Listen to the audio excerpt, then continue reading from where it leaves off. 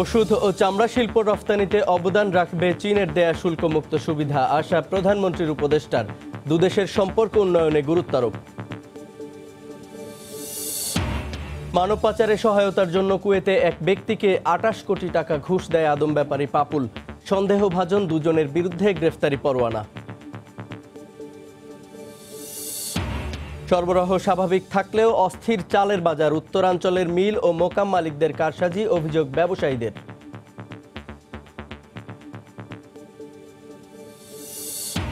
আমদানি বেশি হওয়ায় হিলিতে কমেছে পেঁয়াজের দাম। ৩ মাস পর সাতক্ষীরার ভোমরা স্থলবন্দরে আমদানি রফতানি শুরু।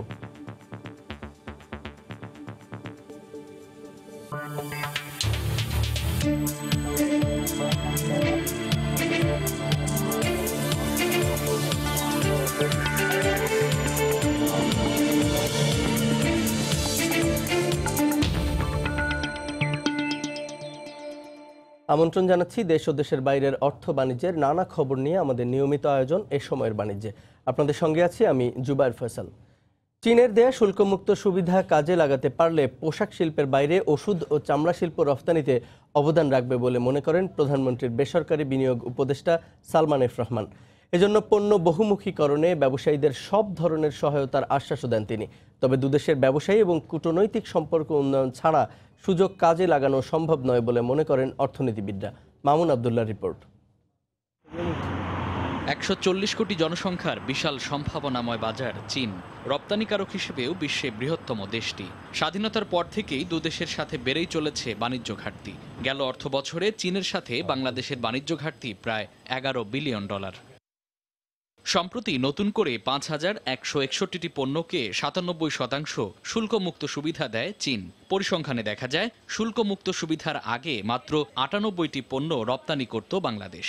এবার এই সুবিধাকে কাজে লাগিয়ে রপ্তানি পণ্যের ক্যাটাগরি বাড়বে বলে আশা প্রকাশ করেন সংশ্লিষ্টরা। ফার্মাসিউটিক্যাল, মিঠা পানি এবং সামুদ্রিক মাছ, পাট, কাঁচা চামড়া ছাড়াও প্রক্রিয়াজাত চামড়া এখানে বিশেষভাবে বিবেচিত হবে। বিভিন্ন দেশ যারা চীনের বাজারে শুল্কমুক্ত সুবিধা পান না, তারা এদেশে বিনিয়োগের মাধ্যমে উৎপাদিত ভ্যালু এডেড পণ্য আরও বৃহৎ আকারে চীনের বাজারে রপ্তানি করতে পারবেন। চীনের বাজারে তৈরি পোশাকের বাইরে ওষুধ, ফার্নিচার, চামড়াজাত পণ্য, ফলমূল সহ পণ্যের বহুমুখীকরণে ব্যবসায়ীদের সব ধরনের সহযোগিতার আশ্বাস দেন প্রধানমন্ত্রীর বেসরকারি বিনিয়োগ উপদেষ্টা সালমান এফ রহমান। যে ধরনের সুযোগ সুবিধা প্রয়োজন হয় এই নতুন মার্কেটটা ক্যাপচার করার জন্য, সেটার জন্য সরকার থেকে আমরা সবগুলি বিবেচনা করব এবং দেব। আমরা প্রতিযোগিতা করে যদি ১৪০টা দেশে আমরা রপ্তানি করতে পারি আমাদের ওষুধ, যেখানে আমরা করছি, আমরা তো এখন প্রতিযোগিতা করেই ওখানে করছি, তো আমি তো বিশ্বাস করি আমরা চায়নাতেও রপ্তানি করতে পারবো। সুযোগ কাজে লাগিয়ে চীনের বাজারের জন্য বিদেশি বিনিয়োগ আকর্ষণে কাজ করার পরামর্শ অর্থনীতিবিদদের। দেশের ব্যবসায়ীদের মধ্যে যদি আমরা আরো ভালো যোগাযোগ স্থাপন করতে পারি, তাহলে আমাদের এই সুযোগটা কাজে লাগানো সহজ হবে। বিদেশি বিনিয়োগকেও যদি আমরা আকর্ষণ করতে পারি, তাহলে এই যে আমরা বাজার সুবিধাটা পেলাম, এটাকে পুরোপুরি কাজে লাগানো যাবে। নতুন সুবিধায় ৮,২৫৬টি পণ্য বিনা শুল্কে চীনে রপ্তানির সুযোগ পাবে বাংলাদেশ, যা কার্যকর হবে আগামী ১ জুলাই থেকে। মামুন আবদুল্লাহ, সময় সংবাদ, ঢাকা। কুয়েতে সরকারের বিভিন্ন মন্ত্রণালয়ে বাংলাদেশিদের চাকরি দেওয়ার জন্য লক্ষ্মীপুর ২ আসনের সংসদ সদস্য শহীদ ইসলাম পাপুল এক ব্যক্তিকে ঘুষ হিসেবে প্রায় ২৮ কোটি টাকা দিয়েছিলেন। কুয়েতের পত্রিকা আরব টাইমসে সোমবার এক প্রতিবেদনে একথা বলা হয়। মানব পাচারের অভিযোগে কুয়েতে গ্রেফতার লক্ষ্মীপুর ২ আসনের সংসদ সদস্য শহীদ ইসলাম পাপুল যাদের ঘুষ দিয়েছিলেন তাদের খুঁজছে পুলিশ। প্রতিবেদনে বলা হয়, পলাতক দুজন সন্দেহভাজনের বিরুদ্ধে গ্রেফতারি পরোয়ানা জারি করা হয়েছে। তাদের একজনকে এছাড়া পাপুলের অফিস থেকে কাগজপত্র জব্দ করতে কুয়েতের পাবলিক প্রসিকিউটর নির্দেশ দিয়েছেন। এখন পর্যন্ত এই ঘটনার তদন্তে স্বরাষ্ট্র মন্ত্রণালয়ের কর্মকর্তা, একজন ব্যবসায়ী সহ মোট ৭ জন সন্দেহভাজন তালিকায় রয়েছেন। মানব পাচার, ভিসা বাণিজ্য ও অর্থ পাচার সংক্রান্ত অপরাধে এ মাসের প্রথম সপ্তাহে পাপুল গ্রেফতার হন কুয়েতে। পরে তাকে জিজ্ঞাসাবাদে বেরিয়ে আসে বিশাল দুর্নীতির তথ্য। করোনায় বিপর্যস্ত অর্থনীতি, ভাটা পড়েছে রাজস্ব আয়ও। এমন সংকটের সময় গ্রামীণ সড়ক আর কালভার্ট নির্মাণের নামে এমপিদের দেওয়া হলো মাথাপিছু ২০ কোটি টাকা। অর্থনীতিবিদরা এ নিয়ে প্রশ্ন তুলে বলেছেন, সংকটকালীন অর্থ বরাদ্দে সরকারকে প্রয়োজন বুঝে ব্যয় করতে হবে। অন্যদিকে পরিকল্পনা মন্ত্রীর দাবি, জনগণের চাহিদা আছে বলেই বরাদ্দ দেওয়া হয়েছে। করোনা সংকটে টানা প্রায় ২.৫ মাস সাধারণ ছুটিতে অনেকটাই স্থবির ছিল দেশের অর্থনীতি, যার নেতিবাচক প্রভাব পড়েছে রাজস্ব আয়ে। শেষ হতে যাওয়া অর্থ বছরেই ঘাটতি প্রায় ৮০,০০০ কোটি টাকা। অথচ এমন প্রেক্ষাপটেই ২৮০ সংসদ সদস্যকে মাথাপিছু ২০ কোটি টাকা করে রাজনৈতিক বরাদ্দ দিচ্ছে সরকার। গ্রামীণ অবকাঠামো নির্মাণের নামে সম্পূর্ণ এডিপি বহির্ভূত প্রকল্পের ব্যয় ৬,৪৭৬ কোটি টাকা, যা অনুমোদন দিয়েছে একনেক। সংকটে কোনটি বেশি গুরুত্বপূর্ণ, জনস্বাস্থ্য নাকি অবকাঠামো? এমন প্রশ্নে পরিকল্পনা মন্ত্রীর জবাব, জনগণের চাহিদা আছে বলেই দেয়া হয়েছে অনুমোদন। সম্পূর্ণ প্রিয় গ্রামীণ অবকাঠামো এবং ওখানে সড়ক আছে, ছোট ছোট সেতু আছে, কালভার্ট আছে। ৬,৪৭৬ কোটি ৬৫ লক্ষ টাকা। এই সময় আপনার এমপিদের জন্য কেন প্রকল্প নিলেন, যেখানে আপনার রেভিনিউ অবস্থা খারাপ? রেভিনিউটা আপনি খারাপ বলছেন, আমরা খারাপ তো বলছি না, আমি তো খারাপ স্বীকারও করি না। এই মুহূর্তে এ ধরনের প্রকল্প অনুমোদনের যৌক্তিকতা নিয়েই প্রশ্ন তুললেন বিশেষজ্ঞরা। তারা বলছেন, এই অর্থ কাজে লাগানো যেত সংকটকালীন প্রয়োজন মেটাতে। পরিকল্পনা কে করবে? স্থানীয় উন্নয়নের বাস্তবায়ন করা করবে।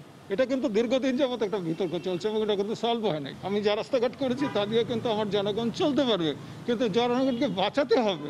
কাজে যৌক্তিকতা তখন তৈরি হবে যদি এটা মানুষের কাজে লাগে।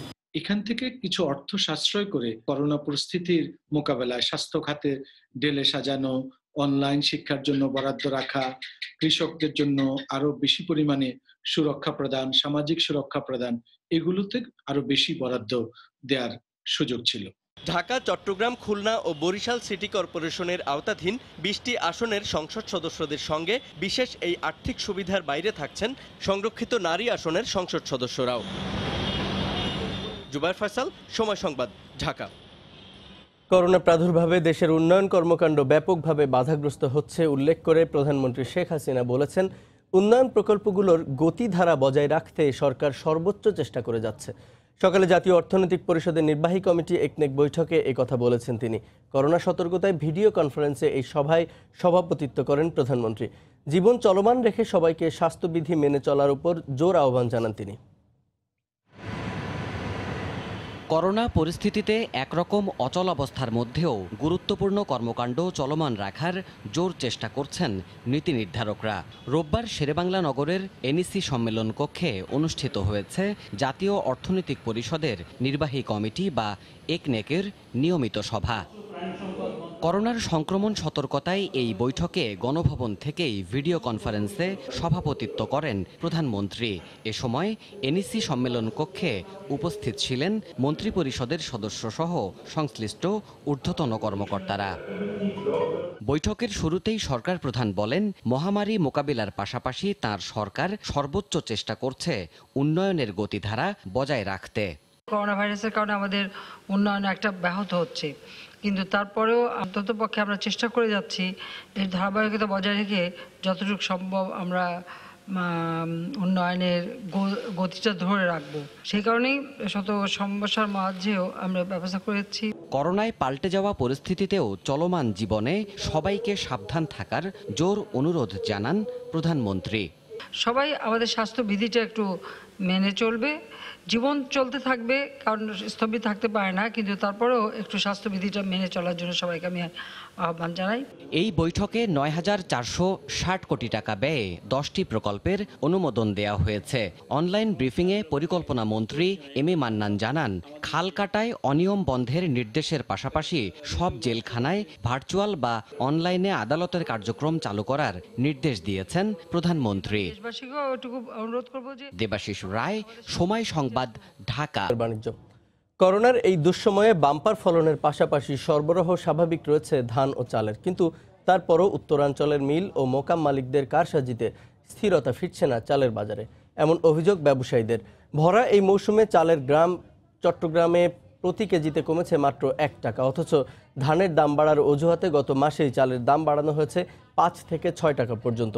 সাখাওয়াত টিপুর ক্যামেরায় বিস্তারিত জানাচ্ছেন কমল দে। নানা সীমাবদ্ধতা সত্ত্বেও এবার বোরো মৌসুমে ধানের বাম্পার ফলন হয়েছে। করোনার কারণে শ্রমিক সংকটের কথা বলা হলো, তেমন কোনো ক্ষতি ছাড়াই ফসল পৌঁছেছে গুদামে। কৃষকের মাঠের ধান এখন চাল হয়ে বাজারে, কিন্তু চালের দাম নিয়ে দিনাজপুর, রাজশাহী, চাঁপাইনবাবগঞ্জ, নওগাঁ, কুষ্টিয়া, আশুগঞ্জের মিল ও মোকাম মালিকেরা কারসাজি বলে অভিযোগ সাধারণ ব্যবসায়ীদের। যারা মিল মালিক আছে এরা এরা মনে করেন ধানের দাম বেশি, এরা চালের দাম ভাড়ায় আমরা ভাড়ায় বিক্রি করতে হচ্ছে। বাইরে থেকে যে রেটটা দেওয়া হয় আমি সেই রেটে মাল আনতে হয়। পাইকারি পর্যায়ে সাধারণ মানের বেতি আতপ এবং পাইজামা আতপ 50 কেজির বস্তা 2100 টাকা, মিনিকেট আতপ 2200 টাকা, চিনি গুঁড়া 4700 টাকা, মিনিকেট সিদ্ধ এবং পারিজা সিদ্ধ 2200 টাকা, নারিশা সিদ্ধ 2300 টাকা ধরে বিক্রি হচ্ছে।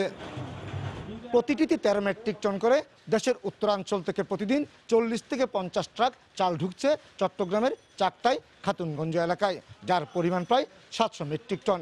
এখানে কোনো কৌশল করা না হলেও মিল মালিক এবং মোকাম মালিকরা কৌশল করে প্রতি বস্তায় চালের দাম 100 থেকে 200 টাকা বাড়াচ্ছে বলে অভিযোগ করছেন এখানকার ব্যবসায়ীরা। সংকট না থাকা সত্ত্বেও গত মাসে এসব চাল প্রতি বস্তায় 300 থেকে 500 টাকা পর্যন্ত বাড়ানো হয়েছে। আর দর হলে বাজার ভাড়ায় দিতেছে, এখন 2 গাড়ি কম শুল্ক কম আসছে, এখন 100 টাকা বাড়া।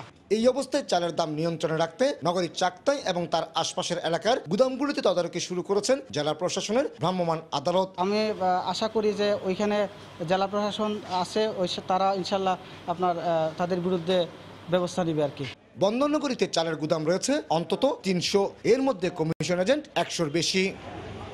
কমল দে, সময় সংবাদ, চট্টগ্রাম।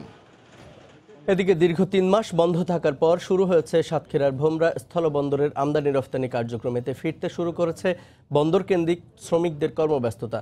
কর্তৃপক্ষ জানায়, করোনায় ভারতের লকডাউনের কারণে গত 25শে মার্চ থেকে বন্ধ করে দেওয়া হয় ভোমরা স্থলবন্দরের আমদানি রফতানি কার্যক্রম। এতে কর্মহীন হয়ে পড়েন বন্দর শ্রমিকরা, ক্ষতিগ্রস্ত হয় দেশের রাজস্ব আদায়ের লক্ষ্যমাত্রাও। তবে দীর্ঘ 3 মাস পর আমদানি রফতানি শুরু হওয়ায় স্বস্তি ফিরেছে সংশ্লিষ্টদের মাঝে। কাস্টমসের দেয়া তথ্য মতে চলতি বছরের মার্চ থেকে জুন পর্যন্ত 3 মাসে সরকার রাজস্ব হারিয়েছে প্রায় 200 কোটি টাকা।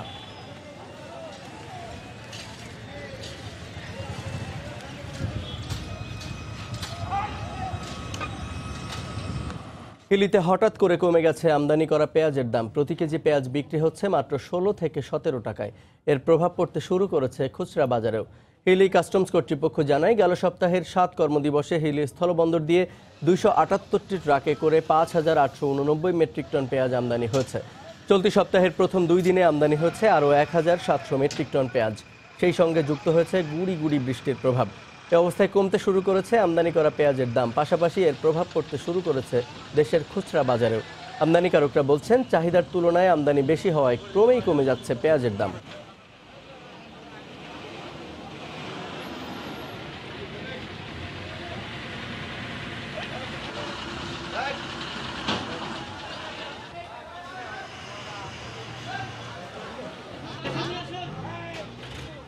বিভিন্ন জায়গায় পেঁয়াজের চাহিদা কম, আমাদের মোকামে পেঁয়াজের চাহিদা কম, আজকে পেঁয়াজের দাম কম।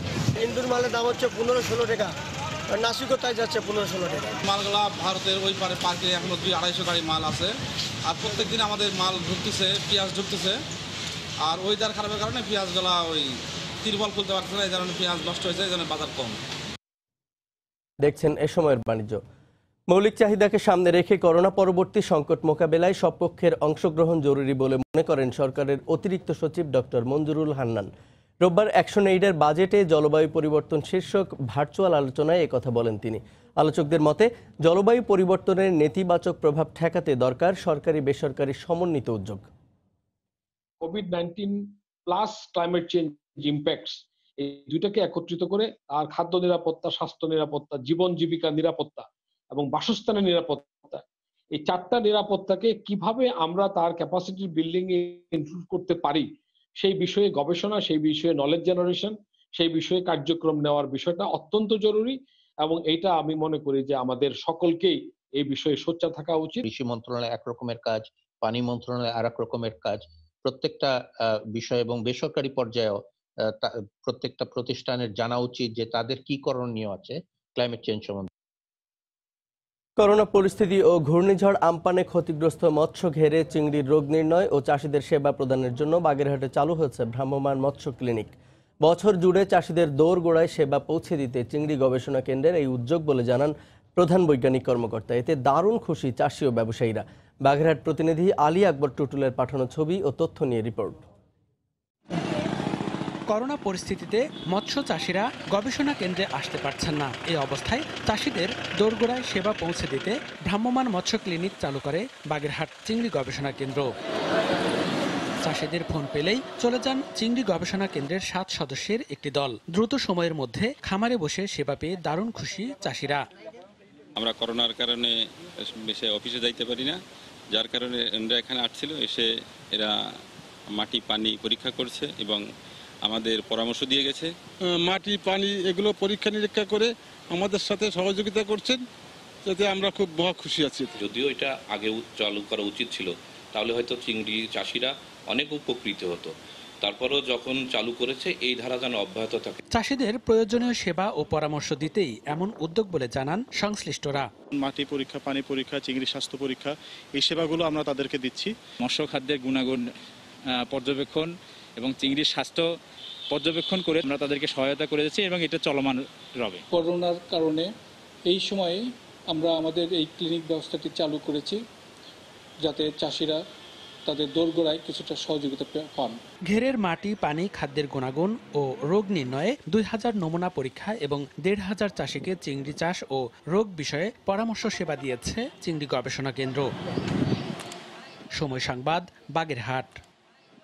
আগে জানিয়েছি হিলিতে কমেছে আমদানি করা পেঁয়াজের দাম। এই বিষয়ে বিস্তারিত জানাতে স্থলবন্দর এলাকায় আছেন সহকর্মী শফিকুল ইসলাম শফিক। সরাসরি যোগ দিচ্ছি তার সঙ্গে। শফিক,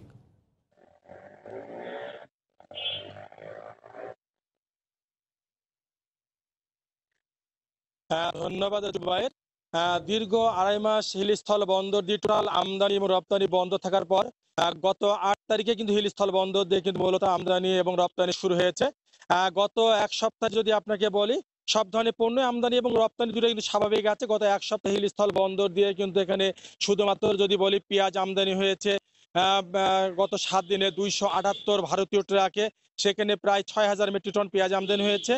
আর আজকেও যদি বলি চলতি সপ্তাহে 2 দিনে এখানে প্রায় 70 ট্রাকে প্রায় 1700 মেট্রিক টন পেঁয়াজ এখানে হিলিস্থল বন্দরে আমদানি হয়েছে।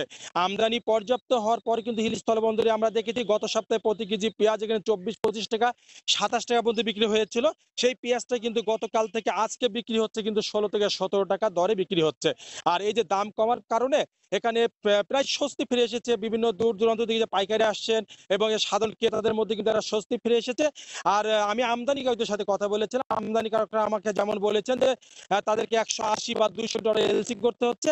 আর বর্তমানে এই দাম বা বিক্রি করলে তাদের লস হবে না, তারা এমনটা বলেছেন। তারা একটা কথা বলছেন যে যেহেতু কুরবানি ঈদ, রমজান মাস, এই বিশেষ 2টা সময় কিন্তু পেঁয়াজের একটা বিশেষ চাহিদা থাকে। আর যেহেতু আর কিছুদিন পরে আমাদের এখানে যেহেতু আমাদের কুরবানি ঈদ, সে সময় বিশেষ করে অন্যান্য সময় থেকে পেঁয়াজের একটা চাহিদা থাকে, সে চাহিদার কথা চিন্তা করে তারা পর্যাপ্ত তারা কিন্তু এলসি করেছে। ভারতের অভ্যন্তরে প্রায় 5 শতাধিক পণ্যবাহী ট্রাক কাঁচা তারা অলরেডি লোডের জন্য প্রস্তুতি নিয়েছে। এদিক দিয়ে বিভিন্ন ট্রেনে কিন্তু পেঁয়াজ আসতেছে। সবকিছু মিলে পেঁয়াজের আমদানি স্বাভাবিক রয়েছে, দামও কিন্তু মোটামুটি সাধারণ ক্রেতাদের নাগালের মধ্যে রয়েছে। ব্যবসায়ীরা যেমনটা বলছেন, এভাবে আমদানি হলে পেঁয়াজের দামটা কিন্তু সাধারণ ক্রেতাদের মধ্যে থাকবে। জুবাই হিলিস্থল বন্দর থেকে পেঁয়াজ নিচ্ছিল আমার কাছে সর্বশেষ খবর। দেখছেন এ সময়ের বাণিজ্য। চাঁদপুরে বিকাশ এজেন্টের 61 লাখ টাকা পেয়ে পুলিশের কাছে ফেরত দিল এক অটোরিকশা চালক। গতকাল সন্ধ্যায় চাঁদপুর শহরের পুরান বাজার এলাকায় এই ঘটনা ঘটে। তবে প্রাথমিক জিজ্ঞাসাবাদের জন্য অটোরিকশা চালক সজীবকে আটক করেছে পুলিশ। পুলিশ জানায় সকালে শহরের পৌরসভা কার্যালয়ের পাশের ইউসিবিএল ব্যাংক থেকে বিকাশ এজেন্টের এক কর্মী 61 লাখ টাকা তোলেন। পরে ব্যাটারি চালিত একটি ইজি বাইকে করে শহরের জোর পুকুরপাড় এলাকায় যান তিনি। এ সময় ভুল করে টাকা ভর্তি লাল রঙের ব্যাগটি ফেলে নেমে যান তিনি। পরে সদর মডেল থানায় বিষয়টি জানালে সিসি ক্যামেরা দেখে অভিযান শুরু করে পুলিশ। সিসিটিভি ফুটেজে দেখা যায় অটোরিকশা চালক টাকার ব্যাগটি পেয়ে প্রায় আধা ঘন্টা অপেক্ষা করে সেখান থেকে চলে যায়। পরে সন্ধ্যায় অটোরিকশা চালক সজীব নিজেই টাকার ব্যাগ তার কাছে আছে বলে পুলিশকে তথ্য দেয়। সন্ধ্যায় শহরের পুরান বাজার এলাকা থেকে 61 লাখ টাকা সহ ওই রিকশা চালককে জিজ্ঞাসাবাদের জন্য আটক করা হয়।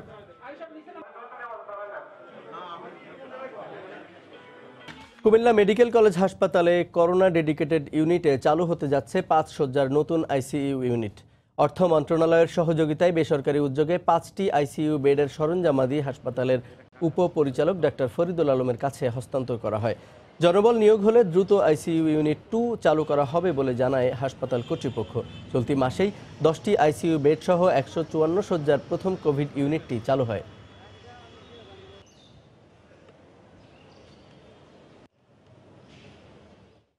করোনা করোনা মহামারীর মধ্যেই বিমানে আবারও যাত্রী পরিবহন শুরু করেছে বিশ্বের বিভিন্ন দেশের এয়ারলাইন্স। এর মধ্যে যারা দেশ ছাড়ছেন বা দেশে আসছেন তাদের মানতে হচ্ছে 14 দিনের হোম বা প্রাতিষ্ঠানিক কোয়ারেন্টিন।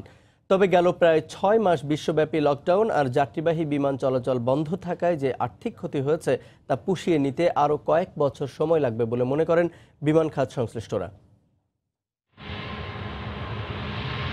একে একে চালু হতে শুরু করেছে অলস পড়ে থাকা বিভিন্ন বিমান নির্মাতা প্রতিষ্ঠানের যাত্রীবাহী বিমান। জীবাণুমুক্ত করেই চালু হচ্ছে আন্তর্জাতিক রুটের ফ্লাইট। বিমানে ভ্রমণের আগে ও পরে মানতে হচ্ছে কড়া নির্দেশনা। সীমিত আকারে আন্তর্জাতিক বিমান চলাচল শুরু হয়েছে চীন, জাপান, দক্ষিণ কোরিয়ায়। কোভিড-19 মহামারীর মধ্যেই আকাশে আবারও উঠতে শুরু করেছে বোয়িং এয়ারবাসের যাত্রীবাহী বিমান।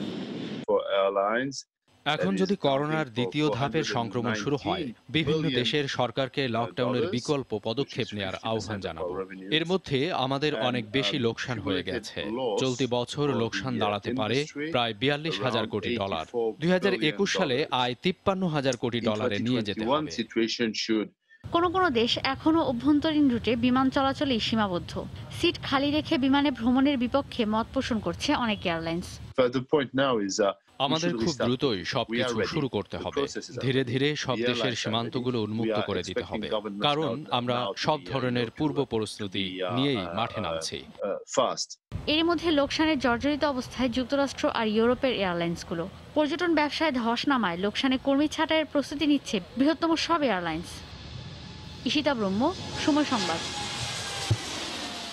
এ পর্যায়ে শীর্ষ সংবাদগুলো জানিয়ে দিচ্ছি আরেকবার। ওষুধ ও চামড়া শিল্প রফতানিতে অবদান রাখবে চীনের দেয়া শুল্কমুক্ত সুবিধা, আশা প্রধানমন্ত্রীর উপদেষ্টার। দুদেশের সম্পর্ক উন্নয়নে গুরুত্বারোপ। মানব পাচারে সহায়তার জন্য কুয়েতে এক ব্যক্তিকে 28 কোটি টাকা ঘুষ দেয় আদম ব্যাপারী পাপুল। সন্দেহভাজন দুজনের বিরুদ্ধে গ্রেফতারি পরোয়ানা। সরবরাহ স্বাভাবিক থাকলেও অস্থির চালের বাজার, উত্তরাঞ্চলের মিল ও মোকাম মালিকদের কারসাজি, অভিযোগ ব্যবসায়ীদের।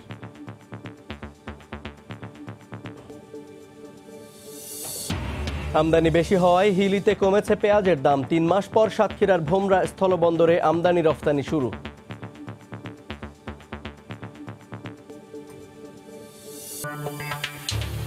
এই ছিল এ সময়ের বাণিজ্যে। যে কোনো খবর পেতে ভিজিট করুন সময়নিউজ.tv। আপনার মোবাইলে সময় সংবাদ দেখতে ও সব খবর পেতে ডাউনলোড করুন সময় অ্যাপ। সঙ্গে থাকুন সময়ের।